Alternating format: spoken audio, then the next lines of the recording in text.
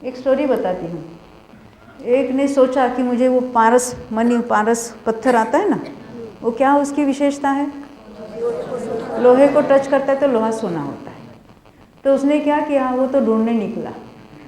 तो उसने एक हाथ में ऐसा लोहे का कड़ा बनाया और क्या करता था, एक एक पत्थर उसको ऐसे चिपकाता था, फेंक देता, चिपकाता था, फिर चलता रहता। सालों तक उसकी यही गतिविधियाँ चल रही थी। वो सोना, ये तो लोहे का तो लोहे का ही रहा।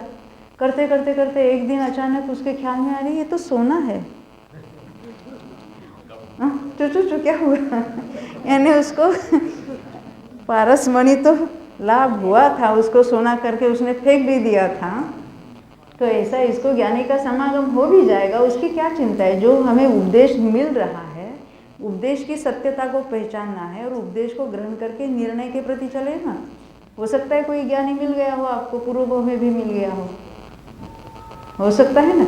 अभी गुरुदेव को तो ग्रंथ मिले, समय सार मिला, मोक्ष मार्ग प्रकाशक मिले, देशना तो पूर्व की थी, तो वो सुनकर वो अभी वो ख्याल लेने अभी काम कर गई।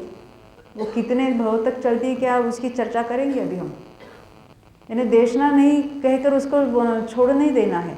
समझ में आती है ना बात। देशना लब्धि तो यहाँ होगी, हाँ।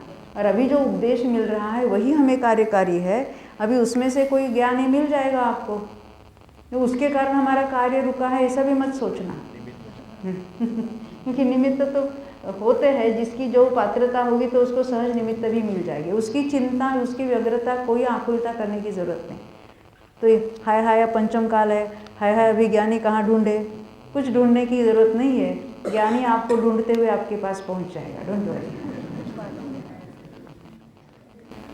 देखो, मात्र उपदेश सुनने की क्रिया देशना लब्धि नहीं है। 76 पेज।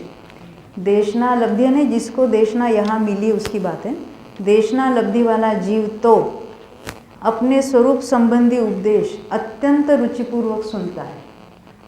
पद्मानंदी पंचविंशति का में आचार्य पद्मानंदी कहते हैं, परसों हमने बताया था आपको, यहाँ दीवार पर भी लिखा है ऊपर, है ना, कि तत्प्रति प्रीति चेत्तेन येन वार्तापि श्रुता निश्चितम स भवेत् भव्य भावी निर्वाण भाजना। यानी अपने स्वरूप संबंधी कथन सुनकर जीव आनंदित होता है।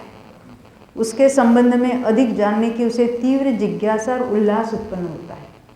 गृहस्थी संबंधी कार्यों में से किसी प्रकार भी वक्त निकालकर बड़े उत्साह के साथ वो उपदेश सुनने आता है। एक बार उसको ऐसे लगन लगी, अरे यहाँ तो ये बात मेरे आत्मा की बात सुनने में, तो दौड़ दौड़ कर वहाँ चला जाता है। उसी प्रकार जिसे तीव्र जिज्ञासा जागृत हुई है, उसकी रुचि ही उसे मार्ग बना देती है। ये अपनी तीव्र रुचि उसको मार्ग बना देती है, कोई उसमें रुकावट नहीं आती। हम लौकिक में देखते हैं ना, अभी जो कोई आज टॉप मोस्ट किसी फील्ड में पहुंचे, कोई क्रिकेटर हो, कोई गायक हो या कोई है, तो उन्होंने बचपन में से कैसे कैसे प्रतिकूलता में जो अपने मार्ग पर डटे रहे। भाई कोई घर से भाग कर जाए, कोई कुछ भी किया, तो तीव्र रुचि ही उनको मार्ग बना देती है।